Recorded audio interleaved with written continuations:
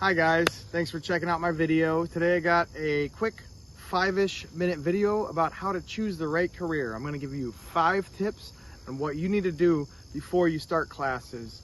I've learned this through experience, and I hope you check out the whole video, listen to my advice, and check out the channel for other tips for your career. So my first tip today is don't let other people tell you what to do. When you start looking at degree programs and looking into careers, you're probably going to have some people that are going to give you advice, and some of that advice may be good and some of it may be bad. Sometimes people are just uninformed about what's out there and what careers there are. There's a lot of new careers. The workforce, the whole entire work environment nowadays is a lot different than it was, say, 10, 20 years ago. So just keep that in mind and don't let anyone pressure you into something you don't want to do. There's associate's degrees out there right now that are better than certain master's degrees. So do your research, look into it yourself, and trust yourself. Not everyone always knows what they're talking about, so that's the first tip. Don't listen to everybody. Okay, today's second tip. Understand your skills and your limitations when you're looking into a career. Let's say, for example, you're not very good at math. You don't want to be a math teacher. You're not into science. You're a little bit squeamish. You don't want to be a doctor. You don't want to be a nurse. Understand what you're good at and see if there's any careers that kind of fit in with that. Me personally, I like problem solving. I like working with my hands, and I like, creative expression and challenging problems. So I do instrumentation and controls. And for me, it fits my personality. It's something I really enjoy doing, and I get paid to do it. So when you're looking around at potential careers, don't just base it on how much money you can make. Don't trust whatever the college tells you. Do your own research, figure out if you're going to like it or not, and go from there. And that brings me into my third tip.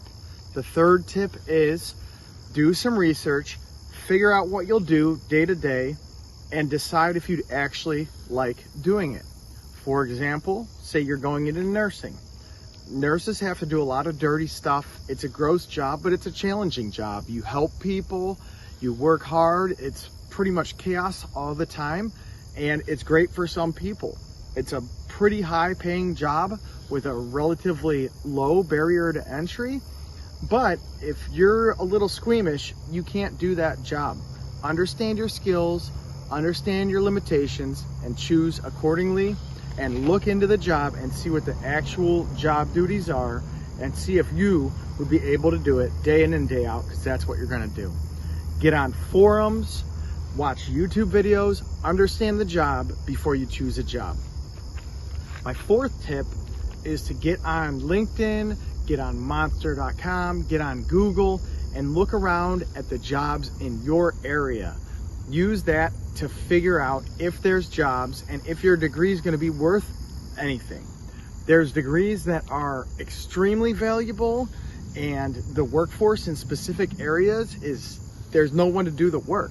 So figure out if it's one of those jobs or figure out if it's a worthless degree. I know maybe a lot of the people watching this video are young, and when you're young, you just want to go to school and get to the next stage in life. But certain degrees will not do anything for you. So look online, see if there's job postings, and see what the requirements are to get those jobs. See if there's a high demand or a low demand. You can also contact staffing agencies and recruiters in your area and just ask them, hey, if I get a degree in this, what are my barriers to getting a job? Are there a lot of people looking for this type of work?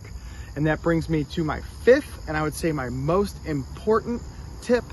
And that is, when you're choosing a degree to go to school for, you want to go to that school and talk to someone that works directly in that degree program, most likely the program chair, and ask them, is this degree, is it a path to a career, or is there more that needs to be done to get out into the workforce?